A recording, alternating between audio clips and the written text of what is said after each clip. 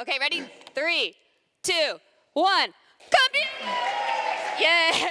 All right, welcome everyone. So today I'm going to talk to you about complexity. Not just setting up Windows to actually run something, but about software complexity in general. So why that is important, why that is a problem, and what you can maybe do about it. I've observed a trend in the recent years where software complexity keeps growing over time in a very scientific graph with completely made up numbers, which in itself would not be a problem, but because we are trying to solve more and more complicated problems, the solutions will necessarily be more involved as well. But I feel that the ability of programmers to understand and maintain the code that even they themselves write has not kept up with this at anywhere near the same rate. So there's a gap here, and that is the problem. We are slowly losing control over our own software. Now, rather than made up charts, I will actually tell you a story here. A story about form validation, of all things, 2 snapshots in time, a decade apart. So let's go back to the past of 2014 or thereabouts. And imagine that you have a form with an input field in that and a submit button. And when you type something into that input field and it loses focus, you want to grab the value from it, send that to the server, and once you get the response, that will decide whether the submit button should be enabled or disabled. And oh, look, we solved it already. So that's exactly the point. This is a naive solution. It doesn't handle all cases, but it is definitely straightforward and easy to understand. So let's see how we fare 10 years later with React. Now, the code here is not really that important, but as you can notice, there are 2 main changes. The HTML and JavaScript parts have started to merge together, but the main building blocks are the same. You set up your form, and then decide that you want to do the validation on blur. You hook up the validation logic to your field, and based on that, you declaratively set the disabled state of the submit button. All right, so looks good, right? There's one teeny tiny little problem here, is that this doesn't actually work correctly. Namely, whenever the input field loses focus, you will send not 1, but 3 requests to the backend for whatever reason. Some other variations I've tried, this number was 7 or 10, but never just 1. Until I found that the reason was, or one possible solution was to hard-code the value of the disabled field, and then it worked fine. Turns out the culprit was accessing that isValid field. This may not be obvious, so let me try and explain. This took me like a day of digging through the source code, so, well, there we go. This field is not actually a field. It's a proxy object, which then sets up a subscription to an RxJS subject, which is used as a publish subscribe queue to track change notifications, so you only update the components that actually care about this. You want to avoid re-renders because, as you know, in React, you need to update the entire virtual DOM, just so you can figure out what is the difference between the actual DOM. And then, for that, you need to recreate the entire VDOM tree, which can be potentially expensive. So whenever the validated state gets invalidated, you will need to recalculate it. The validation function gets accessed 3 times in this particular code path. And since it happens to have a side effect, which is the network call to the backend, now that runs 3 times as well. OK, mystery solved. But also, what is this nonsense? Come on, I'm just trying to do validation for a single field. That's all. It really shouldn't be this complicated. And that's exactly the kind of thing I'm talking about when I mean we are losing control over software complexity. Right. So before you think this is a JavaScript-only problem, no, really. The talks that have served as inspiration for this one actually had nothing to do with JavaScript. I will not actually summarize them here in the interest of time. Just go watch the whole thing. For all of these, they are pretty good. I will let you take a screenshot, and let me test something. Yep.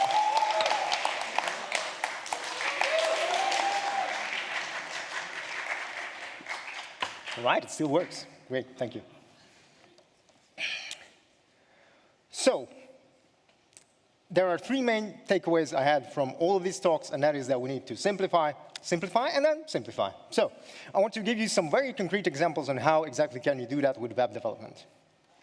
There are a whole bunch of topics I could cover. I'm not going to have time for nearly enough of them, but at the rate I've been talking, maybe yes. So I'll try to slow down a little. Let's go with rendering first. In this context, by that I mean creating HTML from arbitrary data structures. The standard solution is to use a template engine, whether that's built into your framework or you have a separate library for that. That doesn't really matter in this case.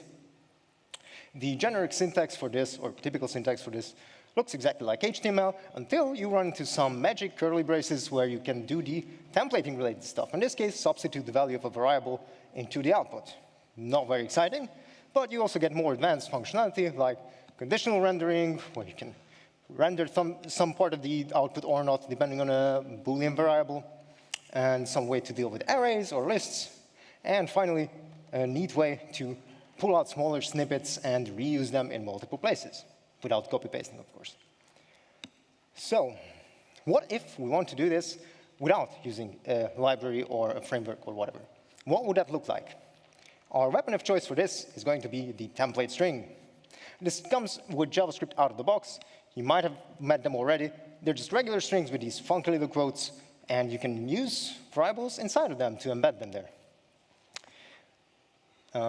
And then we'll just go straight to the output, nothing interesting there.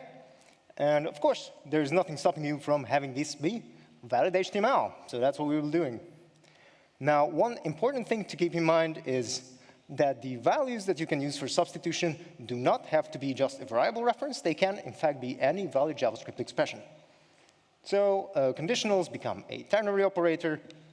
For iteration, you can use a map. And for composition, you can just use regular functions. Right, so we've got that. Now we can do everything that we could do with a regular templating engine. And in fact, we can also do things we definitely do not want. So for example, let's suppose that the variable we're trying to inject happens to be controlled by the user, who happens to be malicious, who happens to include some evil script here, which does some very bad things, and we will happily send it now to all of our clients, which is not great, so don't do this. But we can try to improve the situation somewhat.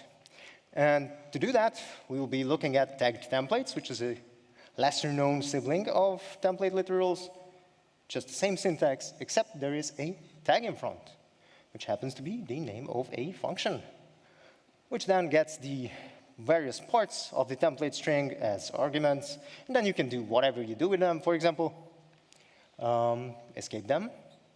So any kind of HTML-like import just becomes harmless text on the way out, and then do the regular concatenation part. Okay, good.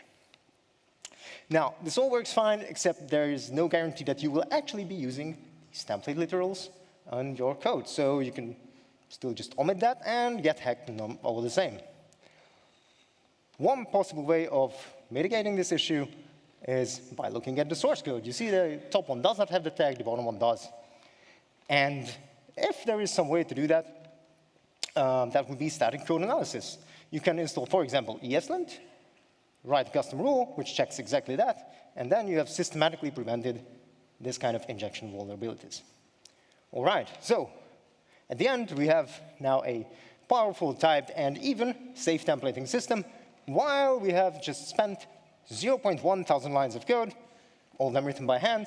I have generously given myself a 100% discount on ESLint because you're probably using that anyway for code quality reasons. As opposed to, well, even just the simplest library, which would be handlebars for templating, taking up 2.6 thousand lines of code. So that's a 25, almost 26 difference. Right.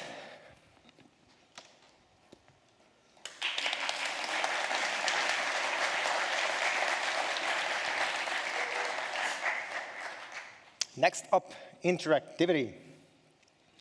So now we have some HTML that we want to send to the client, but how does it actually get there? There are three main patterns that are common these days. One of them is to have the server and the client both be static. So you just have links from one static page to another. You send that to the server, you get back a page for the URL, and that's it. A more involved version means having forms in the pages, which you can then use to have the client send data to the server, and then the server can dynamically generate a response to that. Finally, the most popular version these days is having single-page apps, where you include a whole bunch of JavaScript, send that to the client, and it does basically whatever you want. It does the rendering, it just gets the necessary data, and yeah. That tends to be the most popular option these days, but it's not without its drawbacks. We had a talk on that yesterday already, so I'm not going to go into detail there. These problems also have solutions. But that also adds an additional complexity cost, which is exactly what we want to avoid here. So, is there some way where maybe we could not just solve these problems, but sidestep them entirely? And this is where a solution like HTMX comes in, which is basically an expanded version of the form submit variant that I just mentioned before, except other than having a form that can submit some data, you can do that with any element in response to any event, and it can put the response content not just into the entire window, but anywhere on the screen you want. So this is a technology that is already powerful enough to do something like a master detail view. In this case, you just have a bunch of books that get rendered onto the screen, and whenever you mouse over them, the related details will get put into a different div somewhere else on the page. And this is just done with a handful of HTML-specific attributes that you can see here. Right. So on the server side, you will have exactly one endpoint that gets called. You can extract the query parameters from this, look up some data, and then pass it to a suitable template function, and then you render that as HTML, send it back to the client. And that's it. Now you have these kinds of components that make up your architecture. So you did not do much other than take your existing JavaScript templates and add a URL routing in front of them. Okay, state is not something that this handles, but it is good enough for most situations. So now we have a solution that is simple, fast, and most importantly, you can add this incrementally only to parts of the page that you actually care about. And all this took, well, around 15 times less code than you would, even with being generous with React and just taking the absolute core parts. Yeah. So, final topic, persistence. Normally, what you do here is just use some kind of ORM, which is nice and magical. You just throw objects at the database, and then they magically get persisted, and eventually you can retrieve them in the same way.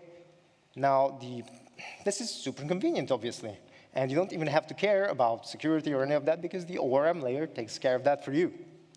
Furthermore, you don't even need to know what kind of database you're running on. Typically, the ORM layer takes care of that for you. Now, there's a drawback to all of these things. Convenience also means you can just create whatever structure you want, whether that's actually in any way efficient or not. So now you need to start debugging later. Since the ORM is an additional layer of abstraction on top of the interface the database gives you, it means that sometimes there are situations where you would know the exact SQL statement that you want to send to the database, but you cannot, because the API simply doesn't allow you to express it.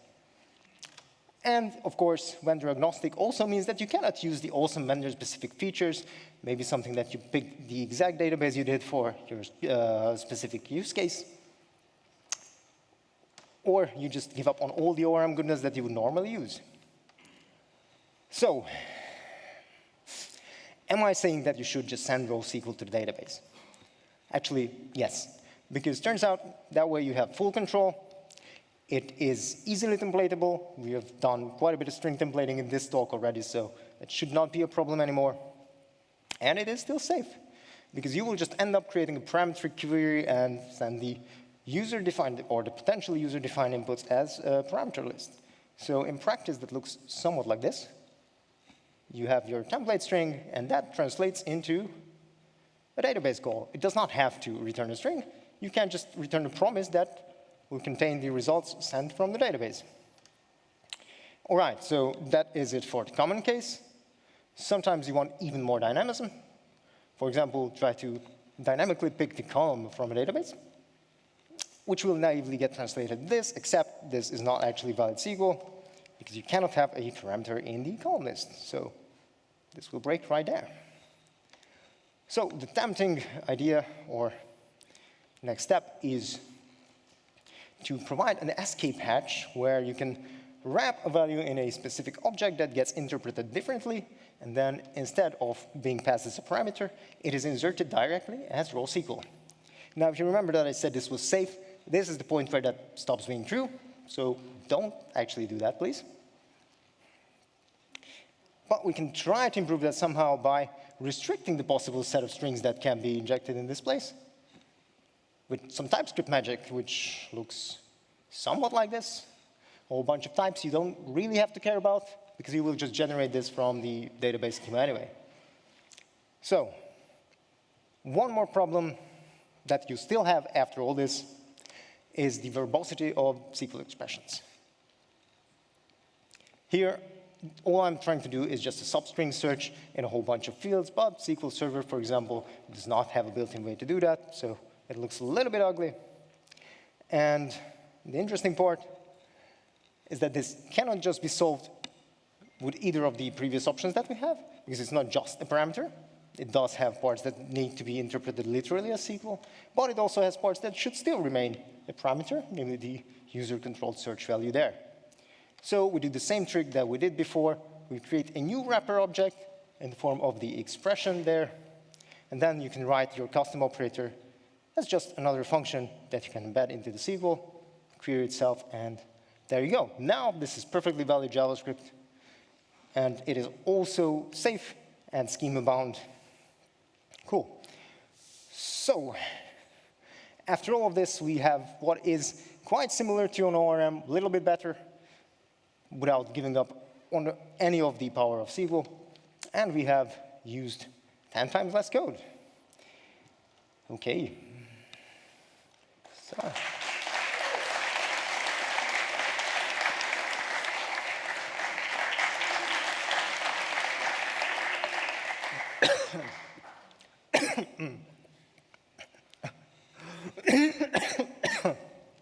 Should not have done that. Okay. No, I don't trust it anymore. So, hopefully you got some ideas for how to do web development a little bit differently. But here's the thing. This is all nice, but why would you actually do this? Why would I even do this? Why did I come here and make this talk? That's a very good question. And I thought for quite a while on this, and it was a little bit hard to put the answer into words. The obvious one is that it's just nice to have elegant code that doesn't contain anything it needs or it doesn't need. It only has the parts that are absolutely required to get the job done. And even though you have to write a lot of it by hand, the end result is something that you will appreciate the more for it. And as a side effect of that, I found that I was working a lot more efficiently. Because once you know all the code, so once you only have a very little amount of code, you get the chance to understand thoroughly everything that's going on in your application. And in this case, you don't need to spend half an hour or half a day looking at documentation to figure out what someone else was thinking when they wrote the library, because you wrote all the code yourself. So if you want to add a new feature, you can just go ahead and do that. But if I'm being honest, none of these are the real reasons why this is an approach I would urge you to try. And it has nothing to do with technology or principles or reason. It's just because I find it way more enjoyable to build things this way. Now, I remember probably one of my earliest memories around programming, tying back to Kevin's talk on origin stories, is when I was 10 and I reached for the top shelf of my father's bookcase for a volume called The Programming of the Video Graphics Adapter Card, quite a mouthful, which contained a mystical incantation that I later learned was called assembly code, which would change the color of a single pixel on the screen to whatever you wanted. And I added a couple of for loops around it, fed it a binary file, and suddenly I had images appearing on the screen, like actual pictures. Do you understand how magical that is? To just write a bunch of numbers into a specific location in memory, and suddenly you can see with your own two eyes what's going on? That's the most exciting part of programming. You did not need to learn a new language for this. You did not need to twist your brain into an incredibly contorted way of thinking, learn a new paradigm or anything. You definitely did not need to install 15,000 different NPM libraries for this. This is just what the computer already does. It's a machine that turns your imagination into reality. And I don't think you need anything else. All the rest is just a distraction. So The more of these distractions you can eliminate, the closer you get to the actual fun part. So that's what this has all been about. It's been my journey to reclaim the inherent joy of programming that I had lost over the years. Your path may well be different, but I hope you get to the same destination in the end. Thank you very much.